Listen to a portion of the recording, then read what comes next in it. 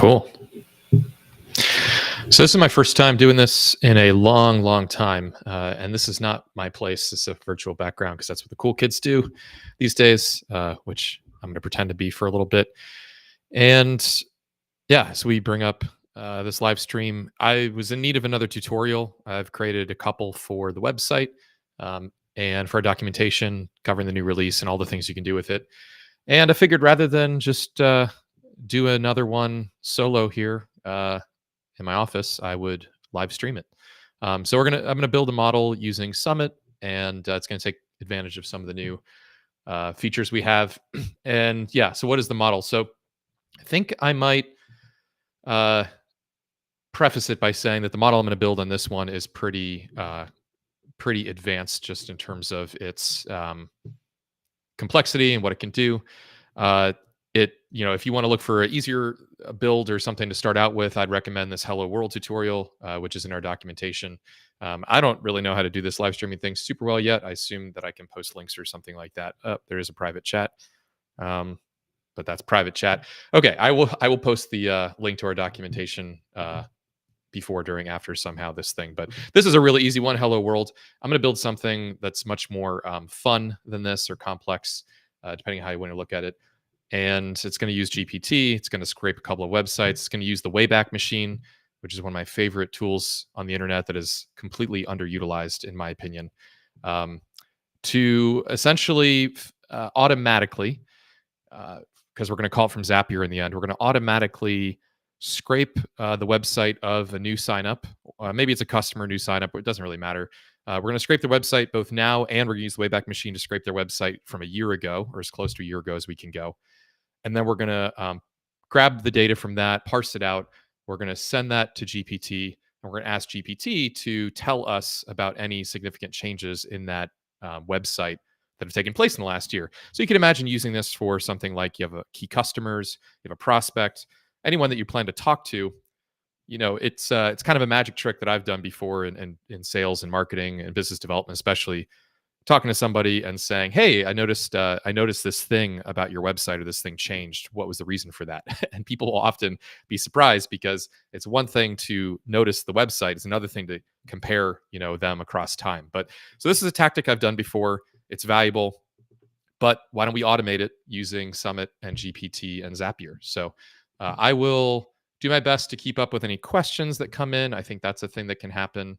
To be honest, am not sure exactly how to do that, but I will try to see. If you tweet at me on Twitter, that's probably the easiest way for me to notice anything. YouTube, etc. I'll gotta be honest, I'm not sitting on those and responding like an Aaron Francis or Justin Jackson or one of the cool kids would. But I am on Twitter, so if you reply to my tweet, I will read it and I will attempt to respond. And actually, let me do that right now, just in terms of housekeeping. I'm going to post the fact that this is now live to that thread that I had earlier, and see if no one's mentioned me yet. So I'm going to assume that there are no questions. This is also testing the limits of my 2020 or whatever it is MacBook, which is awesome. Let's see. I'm going to make sure that you all have access to this, or that this is mentioned here. Okay. So another thing you might see if you've been following me for a while, the website is quite different. And we made a habit of changing this every 3 months or so as we kind of pivot and work our way towards the ever elusive product market fit.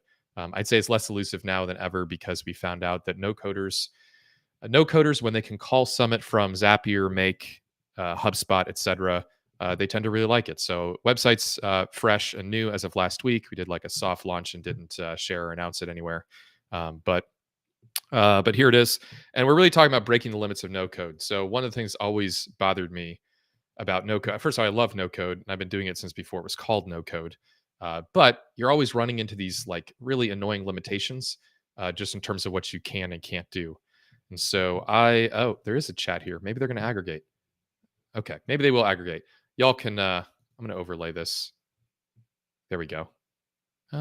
Yeah, maybe y'all will see this chat if anybody says anything. So let's get right to it. I'm going to start building, and I'm going to cheat with this. I built this model before, Oh, thank you, Peter. So this is working. I don't know how this is working. It's magic. I use Restream. Thank you, Restream. Thank you to our sponsors. Okay, so let's build. I'm going to kind of put this to the side and remind myself to look straight ahead into this nice camera. Thank you, Aaron Francis, for the tip in terms of the camera to use. I'm going to sign in. If you don't have access to Summit yet, you can click that Get Access button there and get access to it, to request access. If you've been following me for long enough to have access, these features should all be available to you, and so you can start playing with them now. And I will start building. So let's build this model that we called. I'm calling it the Marketing Shift Detector. Great name, right? But we're going to call this from Zapier in the end. Obviously, this could eventually be called from HubSpot or anywhere else that lets you call APIs. And these are the accounts, these are the models that are already in my account. This is the Hello World tutorial. As you can see, super simple. That is this. So if you go to our documentation and want to follow along, you can build this amazing little Lego set right here. And what this does is it just prints Hello World to the screen. Hello World. See that? But it'll change. So if I change world to Matt, it'll give me a nice personalized greeting and say, hello, Matt. Okay, so this is like the simplest thing or a simple thing to build with Summit. Let's go back and let's build something new. So I'm going to click New Model here at the top right. And we are going to build this. Essentially, if you're familiar with AI enough to know what a DAG is, it's a yes, it's sorry. DAG is what this is. That's another nerd term. RAG, retrieval augmented generation. So what we want to do is we want to give GPT more than just something I type into Chat GPT as a prompt. We want to enrich a prompt with much more information than we would get otherwise. And as I already hinted, we're going to actually enrich the prompt using Summit with data from the Wayback Machine, given a current customer, prospect, etc.'s website. So the first thing I'm going to do is I'm going to create a request, and that's this little cloud up here. We've added snippets to Summit as well, so I can just click Add Request, and I can place this right on the page, and it just works. So this is actually a placeholder, but you see the 200 response code, and you can see some data. There's a bunch of email addresses that are coming from that JSON endpoint that I'm hitting with this request. So already, if I wanted to set this live, I could, and I'd have an API endpoint that gave me this list of emails. But that's not what we want, and that's not what we're going to build today. So let's just put this over here. I am going to use this later. I'm just going to delete this.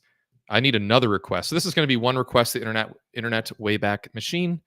And I need another request. So I'm just going to click Request again. I'm going to place this here. Now, what you see that's different about Summit than other no-code tools, some of them let you do this, but not all. You can build multiple paths, and we can merge these later. So we're going to make two different requests. You can see it automatically appended XM to this one because you have to have unique names for all of your boxes in Summit, which is what we call events.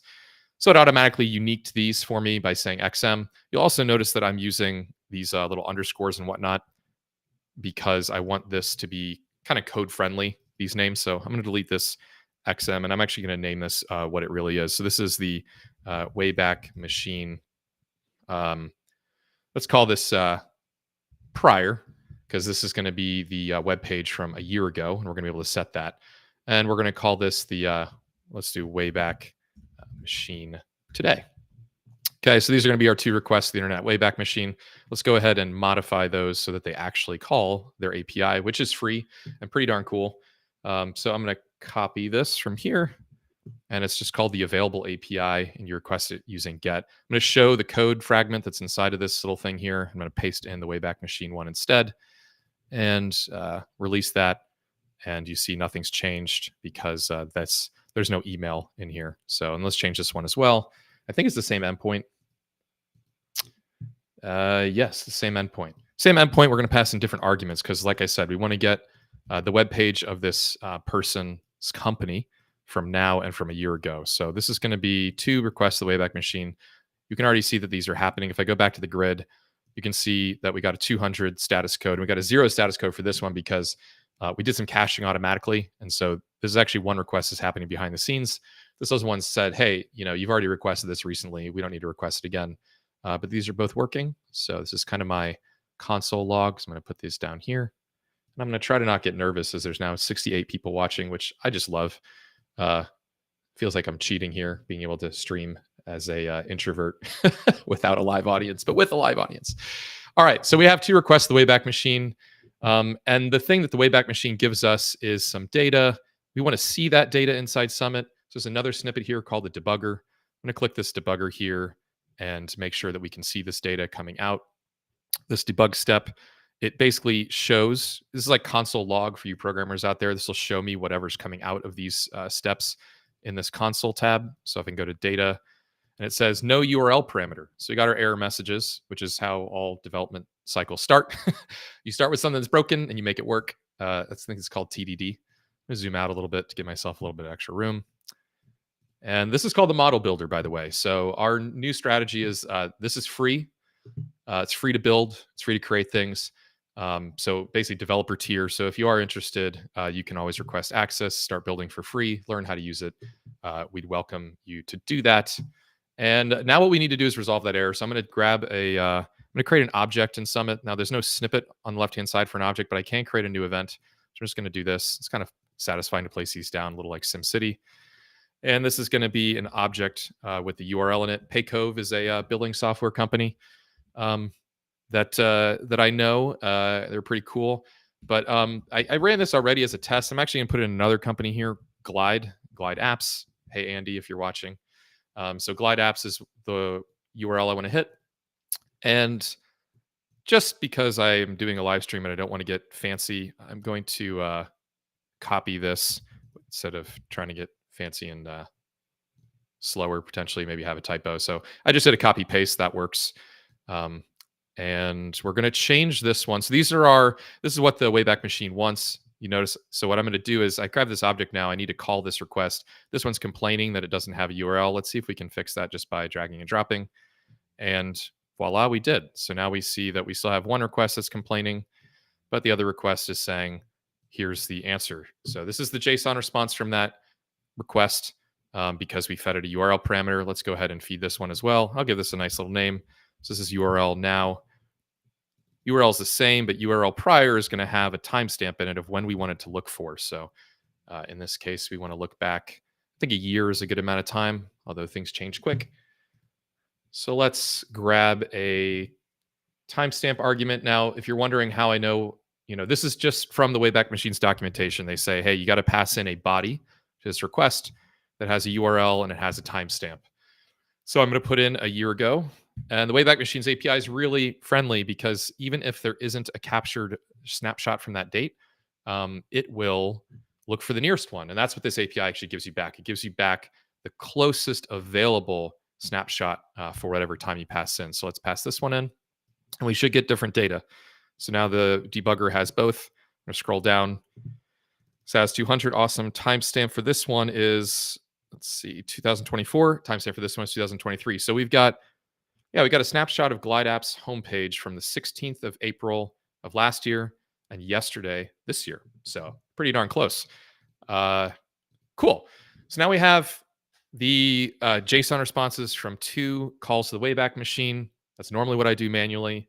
This is, like I said, it's a fun business development hack. Look at a website a year ago, look at a website now, come up with something interesting to say to the CEO. That one's free. So what we're going to do now is we want to extract, right? We need to give GPT some data. That's our goal. That's where we're going, right? So what we need to do next is we need to actually fetch the data at these URLs. So how can we do that? So let's parse this JSON response. So I want to grab this closest value. Now this is called JSON path. JSON path is a syntax that you can look up. It basically gives you a way to extract data from a JSON object and give it, just giving it like the attribute you want to search for. So in this case, I want to search for that closest attribute inside this response. And I've put that in. So now this debugger is kind of over here. Let me do a little bit of cleanup. I'm more interested now in what these are giving me. So I'm going to put this over here and I'm going to say, hey, show me what this is returning. Sweet. So there you go. This just grabbed the closest that closest attribute. It grabbed that out of this one. And of course, it grabbed that out of this one as well. Boom. So these are my things. So now I have 2 objects that I can use, and I can grab those URLs off those objects, right? That's where we're headed. So let's get rid of this. Move this debug step a little bit farther down. We'll probably make this a little bit easier to work with in the future. So now we want to make, what do we want to do next? Now we need to make 2 more requests, and we want to make 1 request per each of these URLs. That way we can grab the HTML from those from the Wayback Machine. So let's create another request. Rather than use the snippet, I already have this one here in Cyan, so I'm going to copy paste. And another thing I'm going to do is this model gets larger. It's rerunning every time I change it. That's really cool if you want to have a tight loop, but it's also can slow things down. So I'm just going to turn that off down here. There's also a way to copy paste without these arrows getting copied. So that's Control-Shift-V. So here's my Wayback Machine request. So I need to do, let's call this scrape today. So this is the nearest to today. And we need to use the URL from here, right? We want to scrape the Wayback Machine's URL that they gave us. So one thing that makes Summit really fun is that you can use liquid syntax. So if you've done any amount of scripting, templating, etc., as a marketer or no coder or otherwise, you might be familiar with the syntax called liquid, which Shopify invented, which is pretty darn cool. Thank you guys for that, and gals. So what I can do is I can put in the URL from that this extract step, and I guess I called it JSON extract. So we'll just stick with that, JSON extract, and then dot URL, right? That was the URL for that. How do I know that? Again, just sort of double checking this object in it. I got to rerun this now manually. Okay, it was, the reason it was .url is that's this object, so .url. So JSON extract's the name of the event, .url is where that's living. So in the next event, when I say JSON extract.url, it's just going to put that into the request. So now I can make a request using that data. And not surprisingly, I want to do the same thing and scrape the data from a little while ago. So this was JSON extract prior. So let's go ahead and copy this. And I am going to use that trick now. Control-Shift-V, paste this here. And great, that's correct. We don't want to use this one. We want to use underscore prior. Sweet. I asked a question the other day or yesterday, I think it was, what language allows you to create business value as quickly as possible? And I was just seeing what people's answers were. And it was interesting because folks said Python, PHP, JavaScript, those were the ones I started with, and many of us started with. I'm not so sure anymore. It's funny. Those have gotten so heavy. And so a lot of the vision here is, what if you could just create something like this, an automation that was more interesting than just moving data from one place to another. And we have to do some real work here, but I kind of want to just draw pictures or code this in, as few lines as necessary.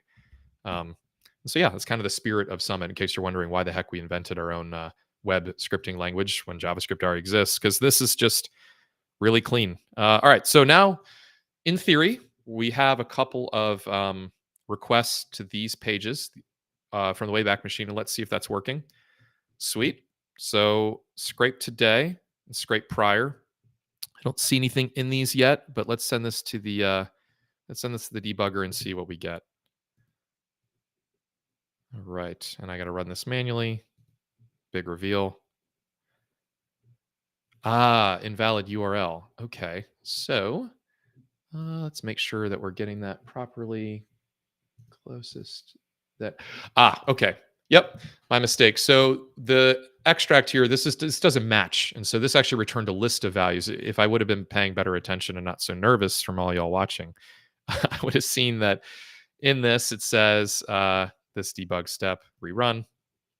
See this debug here. This is a list of lists. Okay, so our object was actually inside a list. So I need to come into this liquid syntax, and instead of saying JSON extract.url, I actually need to say the first entry, okay, .url. And same thing with this one. It's the first entry. And I love liquid syntax. It's kind of a language after my own heart because it lets you say things like .first and .replace and all that, which is pretty sweet. Okay, so let's check this again, rerun it, and let's see if we get some HTML. Haha. All right, so already in a few lines of code. And if it were for my narration, by the way, this would be a lot faster. And this will all, by the way, this will be saved and shared as a template, both in text and Canvas form. So if you want to just start with this or steal it, you're going to be more than welcome to. So cool, I got some HTML. And so what this is, again, for those that are just joining, this is HTML from the Wayback Machine for a given website from a year ago. And it's 4 lines of code. Um, and so we have those. I'm going to assume this other one's working as well. I'm not going to send that to debugger. We have our working. So now we need to move again. Let's do the shuffle here. Kind of go to the right. You can build in any direction you want to with Summit, by the way. So it's just infinite canvas. Obviously, there's a limit to performance. If you have one of those amazing laptops, you'll be able to do what I can't again. It's time for an upgrade, team. uh, we'll see. We'll see. But here we go. Okay, so I have 2 web pages, and now I want to compare them. I want GPT to compare them, right? Which would be really, really nice. But before I ask GPT to compare them, we got to get rid of some of this HTML soup, which is a beautiful soup reference for those that are scraper OGs. So we got to get rid of some of this HTML soup, and I'm going to do that by using what's called a text event in Summit, and I'm going to double click and do that. So I'm going to create a new event, give myself a little bit more visibility because I just realized now you poor folks can't see very well. Sorry, I should show this. So we've got an object defined the URL we want to scrape. We've got Wayback Machine taking that object. This is a body, returning JSON, which we're parsing by saying give us the closest entry of that JSON. We are then making another request to the first URL that's found in that JSON. And now we want to now we want to create an object in Summit called text. And this text object needs to have in it a much cleaner version of this HTML soup. So we don't want all this anymore. So I'm going to look at my other one and just cheat a little bit. But what this is just liquid syntax, not that complicated. It's double curly brace, open and close. Again, Shopify, liquid syntax. Look it up if you want. And one other thing you can do is, there's this copy button here. So one thing I've done a lot is every time the debugger in Summit sends out some JSON or some HTML, just click copy, paste that sucker into Chat GPT, whatever your AR tool du jour or of choice is, and say, hey, write me a liquid syntax expression or a JSON path expression that gives me the data out of this that I want. And it's pretty darn good. So this is going to be scraped today. So that's the object we're going to pull data out of. And we don't want to just use it as is. So we want to, and I did a dot, but we actually don't need the attributes. It's just a string. What we want to do with the string, though, is we want to use liquid syntax, what's called filters, to get rid of all the junk here. And liquid syntax, again, it knows us, it loves us, so it gives us filters like strip HTML, which is awesome. And I'm going to, let's rename this here. This is going to be scrape. What is this? Scrape now clean. We're going to clean this data up before we give it to a prompt. And we're going to send it like this over here. So there we go. And now I want to see if this worked. I already got rid of this other output. So if this works, we should see a HTML stripped page come back in this thing. I'm going to hit another shortcut, Command Enter, run the model. There you go. No HTML anymore. That is tight, very dense. Feel a little bad that GPT has to work with that, but it's good. It'll figure it out. Other thing I want to do is just in case, see all these new lines at the beginning? Those are called new lines. So those I don't know, /n. I'm going to get rid of those as well. This doesn't always work. It really depends on how gnarly it is, but I'm going to say strip new lines as well. Run that again. Let's see. Oops, didn't like that. Did I misspell that? Stripe new lines. Stripe. Strip new lines. Stripe on the brain. Who doesn't have stripe in the brain? There we go. Those are gone. Okay, so now we have really clean HTML from the Wayback Machine, from most recent capture, from a domain. Let's go. And the other thing we want to do is escape this. The reason I want to escape it is I plan to use this inside of a prompt. And if you're going to use something inside of a prompt, you need to make it safe for GPT to ingest without getting digestion. So we escape that string, and we're going to use that escape filter again. God bless liquid syntax or whatever your favorite blessor is. And I've already written this. I don't want to do it again. I just want to use this again on this other block. So I'm going to do this trick, Command-Shift-V. And I have a cat at my door I'm going to have to let in at some point. This is what makes live streaming so awesome. Otherwise, I'm going to hear meowing through the headphones. All right, scrape prior. All right, we're going to scrape prior instead. Why did I do that? Again, this is a parallel track. You can merge paths in Summit, which is part of what makes it so powerful. And so we're going to end up merging this stuff later, as you'll see in a second. And let's point this here as well. And we should get now Command-Shift-Run, enter. All right.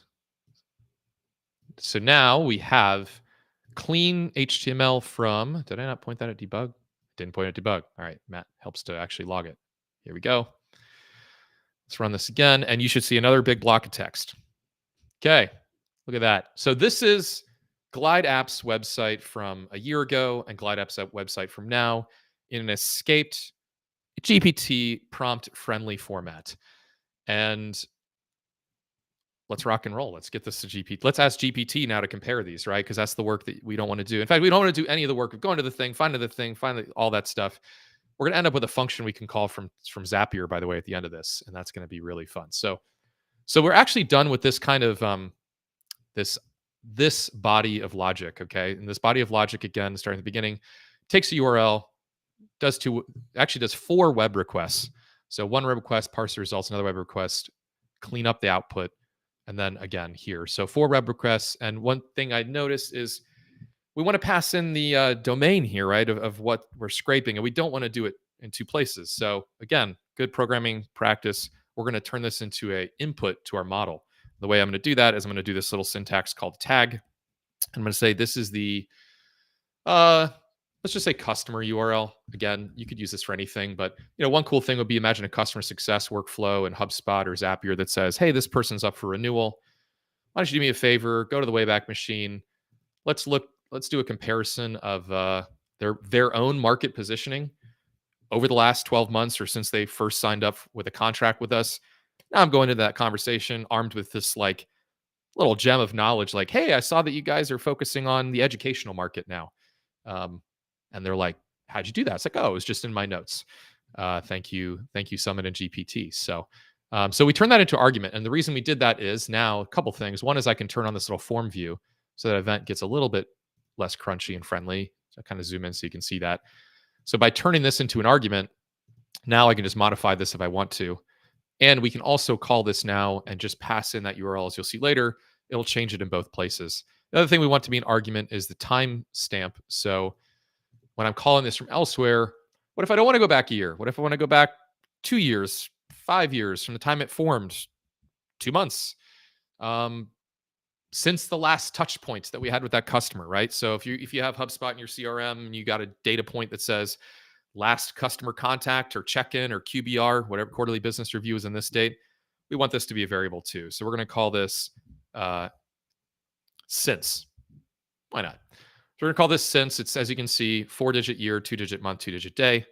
That becomes a argument as well. And you can see how this object has 1 argument, this object has 2. I think anything else really needs to be parameterized in that sense. You could, anything that's a string you can, but this logic's consistent. We don't want that to change, so we're going to lock it in. And now's a good time to rename this thing and see if there's any questions, actually. So let's call this, kind of want to call this like, let's call this customer strategy shift detector. And that's the funny thing. Like even the name hints at the fact of there should be 1,001 of these, right? So in this case, we're looking at marketing strategy shifts across web pages, but this could be pricing analysis.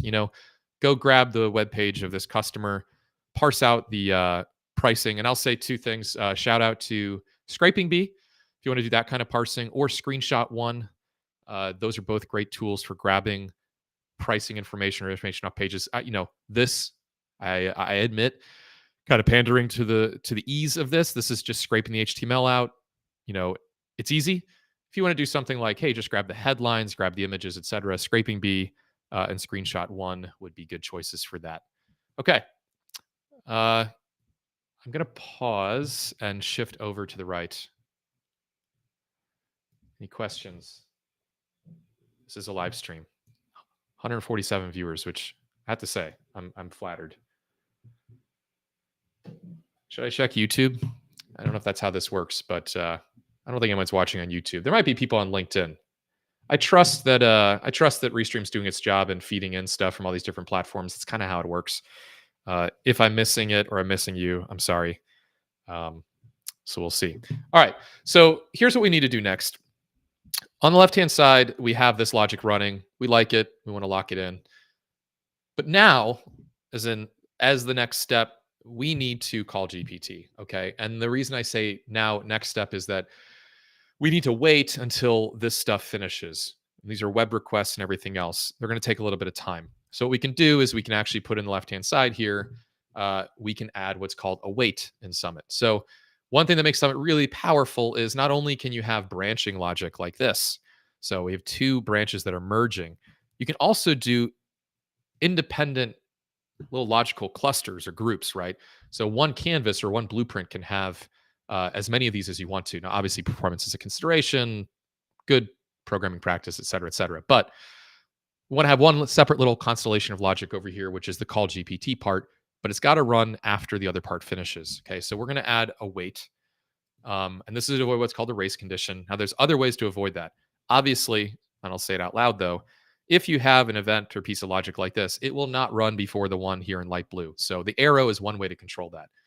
But in this case, I don't have an arrow.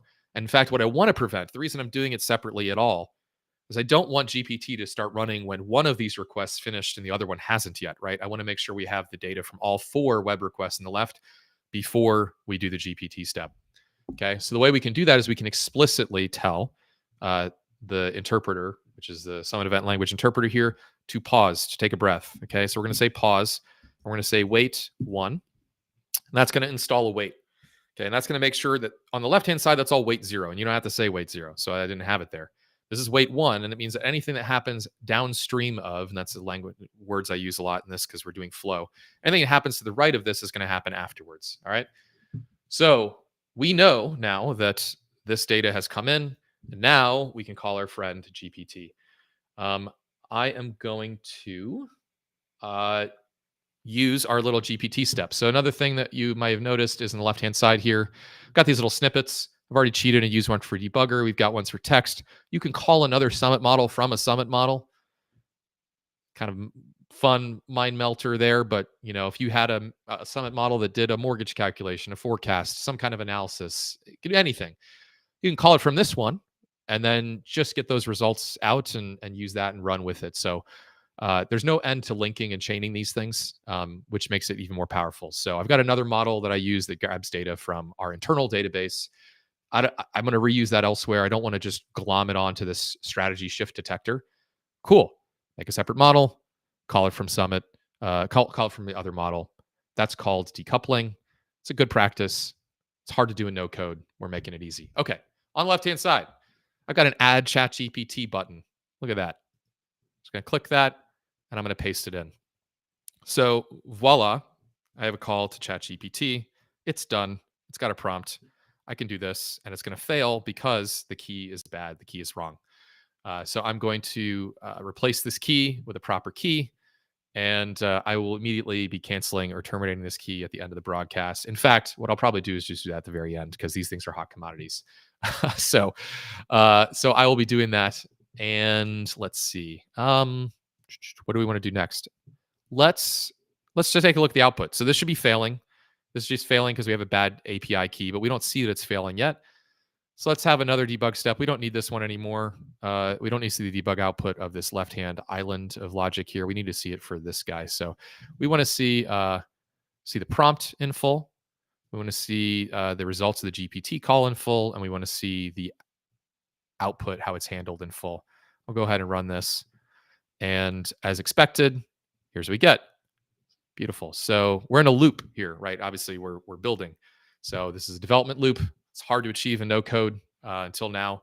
Part of the reason I love this so much is we're getting console-like feedback like a real developer does with a no-code platform. So here's the prompt. You can see system, you are an intelligent, helpful assistant. The very biased user message is why do people love Austin, Texas? That's the default. We get to decide the defaults and feels good. All right. So the other thing, we get an error code here, which is from this GPT step, which says error code, bad API key, SK my open API key. Well, yeah, obviously. And then you can see the JSON response code object is just that error code again, because it's just relaying the responses of this GPT call. So nothing surprising, but like we said, the goal now is to fix it. So let's start by fixing the prompt. Okay. And we know that zooming out, the whole point of this exercise was to have a prompt that is enriched with data from the Wayback Machine. Okay. So this is called a RAG, retrieval augmented generation. Now, when you hear about RAG, could be ML, AI, vector databases, Pinecone, all this stuff, right? Turns out a lot of my most useful prompts that I write are just grabbing data off of the internet somewhere and pasting it into the prompt and saying, hey, use this information, right? And so it doesn't have to be that fancy. It could be. We could call, HubSpot if we wanted to, some backend API query for just private data, a retool instance, whatever it is. But in this case, we're just scraping the internet. We want GPT to look at the comparisons. So it's simple. All right. So let's get that data into the prompt. And the way we're going to do that is, again, liquid syntax, but we also want to change the prompt here to be more specific to our use case. Okay. So I'm going to cheat. I'm going to copy paste this prompt. You're going to be able to see it down here. Typing this in manually would be tricky. And I don't want to fat key something while 167 people are watching. Hello, by the way. Feel free to leave comments. Helps me know that the technology is working. But let's paste this in. All right. So, and I did change the name of some of this stuff, so it's not going to work right away. We're going to get an error unless I change this. So let's see. We have scrape. I think it was scrape clean now, and I think it was scrape clean then. Now, if I was zoomed out far enough, I would see that. But let's just change this to this. And if it breaks, if he dies, he dies. All right, run this sucker. It is trying to call GPT. Great. Okay. All right. Well, here's the thing. I got most of the prompt updated. You're a business analyst for SaaS reviewing accounts. Any changes in our key clients' businesses need to be concisely summarized for our customer success team. That's a good system level prompt. For those that know GPT, you know that the system prompt is kind of your orientation prompt. Help GPT know what it needs to be thinking like as it gives its answer. And then the user prompt in here is, we got part way there. Please compare the following two website scrapes and explain any interesting evolutions in our customer's marketing strategy or position. We have here is then, here is now. Shout out John Suster, who is the one that showed me kind of the pound signs, hashtag things there. I don't know if that really helps, but I have to imagine if I were a generative parsing token generator thing, I would love to have a little bit of a clue. So we put these in here as a little syntactical sugar for GPT to munch on. And I'm going to come in here and change this prompt now to include the data. The reason it doesn't have it is, again, I messed up. I need scrape now prior. That's what this one's called.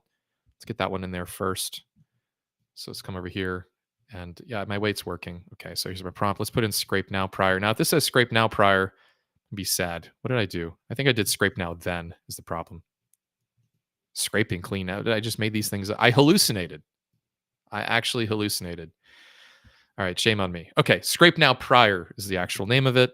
We're going to run this again.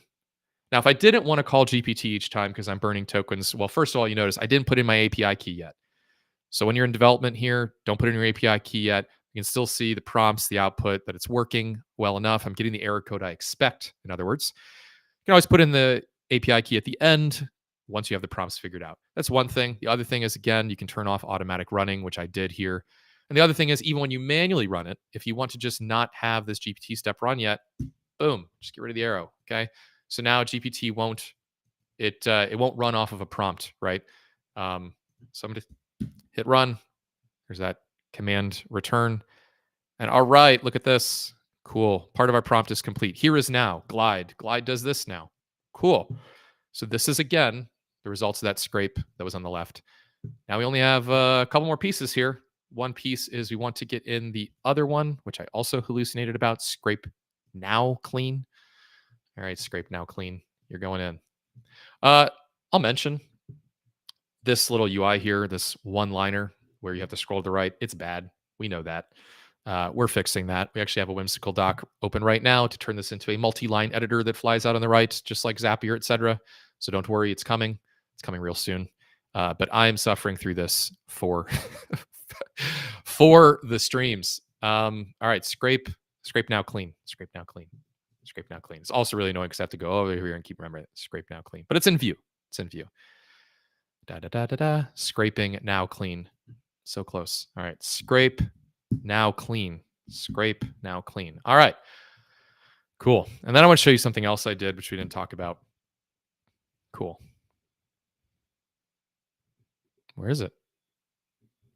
Didn't work. Scrape now clean. Did it not work? Let's try that again. I don't see it. All right, maybe I got the name wrong again. Let's check. Maybe it didn't finish. Well, it wouldn't be drama without a little bit of conflict. Scrape clean now. Ha! All right, I'm just going to copy paste because my brain's not working. All right, copy paste time. Scrape now clean. There's only 2 hard things in programming. Naming things is one of them. All right, let's rerun this. Yes. All right. Enriched prompt ready to go. But I did one more thing, and I don't want to pull a fast one on you. So liquid syntax again. This is practically a love letter to it. But we've also got another filter called truncate words. Why is this so awesome? Because we know that prompts have limited lengths that you can take, right? And we don't want to just get error, error, error. And in fact, we don't know how big the web page is going to be. So you could just tell Liquid to constrain that prompt to 250 words, whatever it is. I think you can actually pass in, what is this, thousands, right? So 250 is short. I'm going to bump this up, dial it up to 11 on both. So 500 words.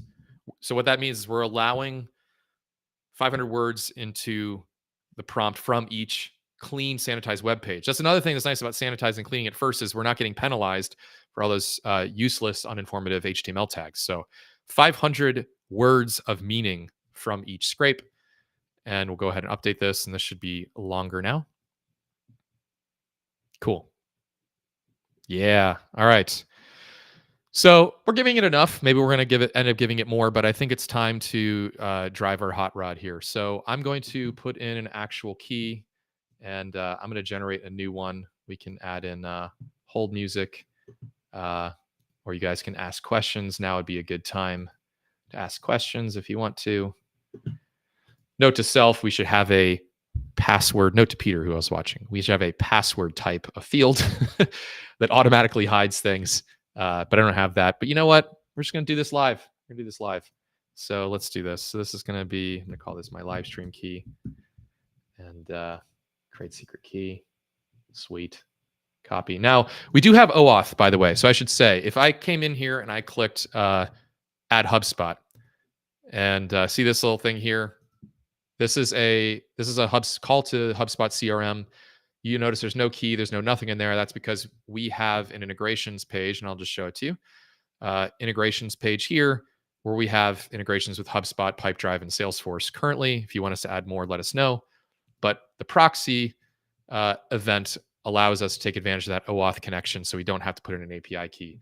We're going to add that to more types of data sources over time, but we don't have it yet for OpenAI. And frankly, I'm not going to say that I understand all of OpenAI's authentication options. I just work here. But for now, it's a key. And you know what I'm going to do is I'm going to zoom out really far, just a little dorky. But we're going to make this a little bit less obvious. And I'm going to create a new key. So did I? Sweet. Okay, cancel. All right. So we're going to put this guy in here and paste. Sweet. All right, and run. And now we shouldn't get that API key error anymore, at least from this. Oh, I don't have the debugger coming back here for that. Or I do. I need to run this. Okay. Oh, it's quiet. Okay, interesting. Oh, it doesn't have a prompt. All right, so let's connect the dots here. Something could be broken. Again, that's part of the joy of doing this live. It works on local, but let's see. All right, so this is in here. This is in here. Let's run this thing by connecting these and hitting run and see what happens.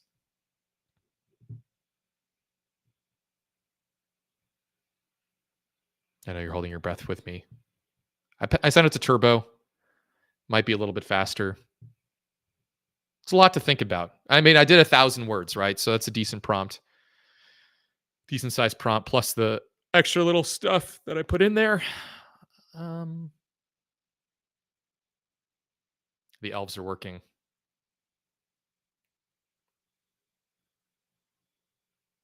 can always cancel it and run another one. Are you going to make me do that? Ha! Don't make me do that. Didn't have to do that. GPT says there's no great timpanis or drum rolls here, but should have been. Analyzing the evolution of Glide's marketing strategy and positioning. I'm going to zoom in on this because it's kind of the cool part. Analyzing the evolution and their positioning based on the shifts in content between then and now website versions reveals several noteworthy changes. They've simplified their messaging. They've focused on user empowerment. And they've given evidence of each. You know what? It's hard to read this. Let's copy it. Well, no. What did I say I was going to do at the beginning of this thing? I said we're going to call this from Zapier, okay? Because what good is this if it's just living in a Summit console output? It's not really that great. So we're already using Turbo. Can't really make it faster. We could change the model version to 4, but this is probably good enough. I rarely say that about Turbo, but I'm going to say it here. So probably good enough. All right, so let's do this. We're going to call this from Zapier. In order to do that, first, just zooming out for our friends at home that maybe just joined. This is a RAGDAG. This is a retrieval augmented generation directed acyclical graph. Now, Summit actually supports cyclical graphs as well, but we didn't need one here. But this is what we have. Now, so in order to call this from Zapier, what do we need to do? We need to turn this into a Zapier app. Oh my gosh, that's like a whole nother live stream, except it's not, because every model you build with Summit is automatically compatible with Zapier. So we can just start using this in a few clicks. Okay, so let's set live. So we got to do those clicks. Let's do those clicks. Let's set this live. So first thing, am I happy with the name? Sure. Am I happy with the parameters? To make sure that I'm happy with what I'm passing in. So here's another thought. I made the URL an argument. I made the date an argument. We could make the prompt into an argument as well. So if you wanted to reuse this from different perspectives, or if you wanted to iterate on this prompt from different perspectives, this first one, for example, I could turn this system message that we're passing GPT inside this model into its own argument. So that would allow me to do more dynamic things on the fly, maybe experiment with that phrasing, positioning, in case I don't like it. But for simplicity's sake, let's say I like this and I just want to run with it. We only have 2 arguments. Let's look at those. So we're going to go to endpoints. You see, you have to set your model live before you can access it by API. So I'm going to go ahead and set this live. All right, it's live. Because it's live, ta-da, I have an API for it. So every model you build with Summit also has an API instantly. And it's pretty cool because it'll have all that data in it and the signature for it. So what does that mean? What can you get? Let's open up data here. And what we see is the arguments to it is this parameters. What do we do? Oh, the JSON path we also used. So good thing to fix. Okay, so we don't need the JSON path to be an argument. However, you can see the customer URL is and the date is. And that's all we need. So we're going to remove that JSON path argument. And the output is going to be a list of data. Now, the reason this matters so much is that if you try to consume an API using a custom call from a no-code platform like Zapier, et cetera, one of the ways that you end up wasting a lot of time is trying to parse the frickin' data. So we're going to make your life easy. We know what formats those things like. Summit automatically publishes to formats that those platforms like. So it's a list of data objects. Okay. And so let's get rid of that JSON path thing really quick here first. So I'm going to go back to the canvas and I'm going to say this, it shouldn't be an argument. So we're editing the signature or the spec for our API just by coming in and getting rid of these. Now you notice that one kind of closed its eyes because there's no more forms-based pieces. I can get it to open up again just by doing this. Okay, I'm gonna set this live again. That will change the spec or the signature on that call. So we're getting rid of that, argument. And let's see if this dynamically refreshed. It did. Sweet. So this is the body. If I wanted to, I could go right now, copy this URL, paste this body and this URL into my favorite programming IDE, etc., Replit, Python, PHP, JavaScript, whatever, and I could start making calls to it, and I would get back data if you call that endpoint. So, just sending a quick text. Okay. But I'm not going to. I want to call this from Zapier so I can incorporate it into a workflow. Okay, so the way we're going to do that is we have a companion app in Zapier called Models by Summit. Okay, and you can see it right here, install in Zapier. If you click this, it'll actually have you request access. I already have access, so I'm going to just use it. So I'm going to load up Zapier right now as we watch. And since I've got a lot of stuff in there, I'm going to load it in another tab. And then I'm going to drag it into this window that I'm sharing once I have a new Zap in view. By the way, I hope you're enjoying this. This will all be on our YouTube, of course. I'll also share this canvas, this model. It's free to start building with Summit. We want the makers. Bring me your frustrated hacks and hackery, and let's make it better together. All right, so I've got a new Zap.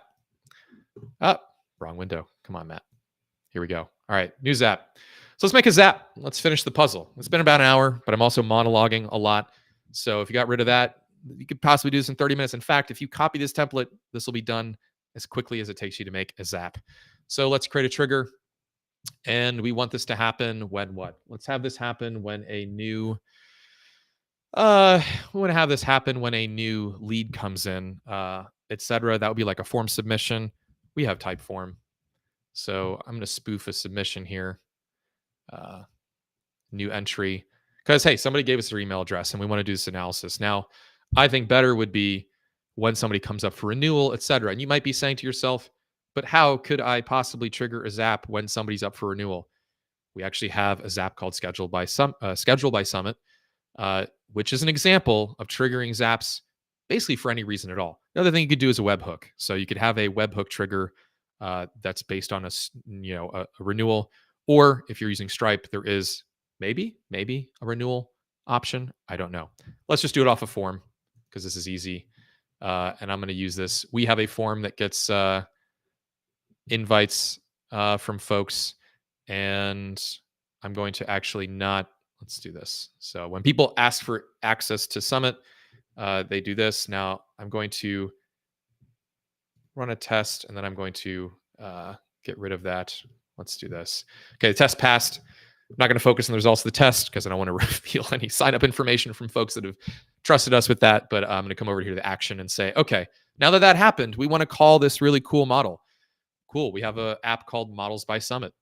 The Models by Summit app is an adapter. Think of it as an adapter layer that sits between Zapier, HubSpot, etc., and allows you to call any model stored in your Summit account. So the only thing I need to do is make sure that I'm actually connected to the correct Summit account. So I'm going to do that now. I will also say a little bit inside knowledge. I happen to know that find one is the search action we need to use to get data from a model. That's a little bit of a learning curve. We're polishing that one down. And now I need to choose the proper account. So I've got a couple, and I'm not sure it's either of these. So let me go ahead and get an API key here from this. So I'm going to generate a new API key for Zapier to use by coming under integrations, API keys. I'm going to revoke this one. That might break some stuff. Cool. Create a new key. We'll call this Zapier Livestream so I know which one. We're going to give it full permissions here. Again, you're going to see this, but I'm not worried. All right. Have fun with that. Have fun calling Hello World from Zapier. All right. I'm going to connect a new account. You're not going to be able to see this. This pops up Zapier's what account you want to connect to. All I have to do is paste in that API key that I just got from Summit. And voila, we have that account now. Okay, what's the point of connecting your Summit account? Is that now my actions list lets me choose a model to run. So now that customer strategy shift detector, and there should be confetti. There's no options for that, huh? The confetti here is that I get to just choose to run that model. Okay, so I didn't have to build a Zapier app, a private Zapier app, a public one, whatever, and deal with all that. All I had to do is load this adapter app. And now, even sweeter, I've got these arguments already pulled out. So, hey man, what domain do you want? And what's the timestamp? Okay, so timestamp in here. One thing you can actually do that's really cool, Zapier, is if I get this right, you can use tags. So I'm going to do a quick search for Zapier time meta tags. Okay, so what I want to do is, well, you know what? This is actually going to be tedious. I want to put in, maybe it won't be so bad. Okay, there's all these options for putting in timestamps. I could, if I wanted to, and I don't want to like learn this on the fly, you could pass in this and have it be a year ago and format it correctly. So that's one option. For now, I'm just going to hard code it. I'm going to say 2023 0415. I'm also going to hard code the URL. Again, this URL should be coming off of the domain of the customer or the sign up that just came in, whatever it is, but you get the idea. almost every enrichment tool gives you the domain or the website URL of a prospect customer email address. So that's what you'd be putting in here. And then the timestamp, you get the idea. And now I can just test this thing. If we all hold our breath together, we're going to run a test and pass in this information to that just brand new created model in Summit and get back a result. Now it's taking a while to run because obviously we're running GPT. You wouldn't need this to run and finish in real time, right? You would just have this running when customers are up for renewal. This runs in the background. This just burns some OpenAI credits, and when it finishes, hopefully, I get back some data. I think I will. I believe I can. I believe I will. Oh, it timed out. Okay. So I have an idea. We're going to make the prompt shorter. We're going to make the prompt shorter because it's timing out. I have a feeling that it's just chewing on too much data. So let's do that. So I'm going to make the prompt shorter. I've had this work before. Let's go back into the model. Easy enough to edit. I had to ramp it up to 11. But, the one thing I changed here, right? I'm being punished for it. So let's go back to 250. Let's cut that in half. And Zapier also might have timeout rules that I'm not aware of. I mean, that definitely wasn't a minute or anything. So let's set this live. Now, I could also turn that into a parameter, right? Have that number of words be turned into a parameter. So I could edit this from Zapier instead. But there we go. Updated this. Let's go back to the Zap. I don't want to troubleshoot. Let's test this thing again. I'm going to test it from my console as well in Summit and see if it's working faster there. There's also a certain amount of caching that we can add to these things to be a little bit more cache friendly. I mean, I did just run this in Summit, so it should be running pretty quick here after already going through the work. And it's using Turbo. I might have to just prime it by calling it from Summit first. There we go. There we go. It was the length. Okay, so yeah, hey, there's a lesson learned. Don't feed it too much. Again, the web is not always forgiving, but here you go. It's a markdown formatted analysis of the customer's positioning, and it's automatically generated using a Zap. So every time customer's up for renewal, I want this to be generated. And then what would I do with this? A couple things. I mean, kind of endless things. I don't know why I said a couple. 7,000 things apparently according to Zapier, because what I could come in here and do is just say add a step. I could put this into a HubSpot note field. I could put this into a Salesforce note fields, CRM note field. You get the idea. Or I could just email this to myself. So I'm going to do that and email this to myself. So let's send an outbound email. You get the idea. This is probably not most exciting part of this demo. I'm Matt at usummit.com, by the way. And I'm going to say customer analysis. So what I want to say, first of all, thank you for watching. Second of all, let's put this data in here. It's not rob ourselves. So we're going to say, hey, glideapps.com is interested in renewing, and this is what we know. All right. So there we go. And from doesn't matter to got it. Okay, continue. Let's see if this works. Test step. Sweet. Apparently that works. I'm going to go to my inbox. This is the real finishing moment here. And if this worked, should work. Just taking a while to get through the inner tubes. There we go. Customer analysis. All right. You're also going to see that I have 19,000 unopened emails because I'm not an inbox zero kind of guy. Hey, Glide Apps is interested in renewing, and this is what we know about their positioning lately. There you go. So it's markdown formatted. We can improve the prompt. Obviously, we could say plain text, HTML, whatever it is. So that would be something we could do.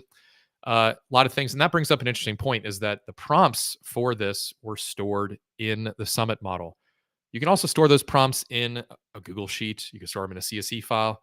You can store them wherever you want to store them, fetch them using Summit's request feature and modify those prompts that way. So again, you could even do, your prompt engineering outside of Summit. You're just using Summit to fuse it all together and to generate analysis like this. So let's see. Reduced focus on AI, right? So this is then there was a I might have got my then and now confused. Let's see. Hold on. That would be sad because I can't imagine a reduced focus. So this is scrape now. Did I put the wrong things in the wrong fields? If so, that would make sense because, okay. So what did I say? Said yes. uh, oh no, scrape now prior, scrape now clean. Oh, I got these names really mixed up. Okay. I might have switched up my prompts, in which case y'all were just really nice and forgiving. Uh, let's see. Scrape now clean. So this is scrape today, scrape now clean, scrape now prior. That doesn't make any sense. I really messed up my names here. Scrape prior clean. Okay, cool. And then this is doing scrape prior. Okay. And then if I look at this prompt, I should have gotten this right. I was speaking about prompting. Here is scrape. I think I got them right. And I think GPT is just sort of saying things in the opposite order that you would expect. You'd expect it to say, not, hey, there was less emphasis in AI then, more emphasis in AI now. But again, these are just things that we work on. Uh, these are things just work on when we edit our prompts. So I think I will leave it there and say thank you for watching. I will share this in more channels, and I'll definitely be doing this again because it seemed like there was interest. If you are interested, again, the builder is free. Uh, we have tutorials. If you come into our docs site, we have tutorials. We have recipes. Recipes, before I finish, Summit models are text-based as well. So if you see something, to the best of my abilities, I'm going to put these into text as well. Why does that matter? It means that you can look at a recipe like this. It tells you exactly what this step does. This fetches context. This does the email extraction, feeds it to GPT, etc. This is a very similar one to the one we just did. This one filters a CSV. So it just grabs a CSV from Google Docs, does a SQL query on it. You actually can create a in-memory SQLite database with Summit as well to do query-based filtering and parsing of data, which is super convenient too. And so we're going to build up these recipes. So a couple calls to action. One is please sign up for access if you want it. Again, the builder is free. We are going to be adding pricing to that developer tier based on external usage. So if you want to go live, use it in production, hit a certain volume of usage, then pricing will kick in. But to experiment, to learn, to build things with Summit that are valuable and interesting to you, it's free to learn. So please sign up and request access. The other thing is we are looking for people who are eager to build recipes like this and share them with the community. So if you create something and you want to be able to share it, happy to give you props, credit, shout outs, etc. Put your name on the recipe and say it was made by you. I do think there's an opportunity here to create just a ton of recipes for the community. There is not really open source like this in no code land right now, and there should be. You should be able to go somewhere and get a recipe for a component that you can use inside your Zap, right? That automatically does this kind of market analysis based on an email. And as a developer, I feel like it's a cheat code to go to open source software and just type, for us, pip install or gem install this module. And that's not a thing in no code. So this is a step towards that. Eventually, you can imagine sign in with your GitHub, collaborate, diffs, etc., version control this stuff. So definitely would love anyone who wants to be sort of an early leader in this to help us create recipes. And if you want to start a discussion, you have questions, you can do it here, or you can reach out to us on Intercom. So inside of the tool, we have a help chat. Just click this little button here and say, send us a message. And it'll most likely be me or Ryan or Peter on the other side. So thank you for watching. Super excited to hear from you and see what you build. And again, it was Summit, and I'm Matt, and I'll see you again.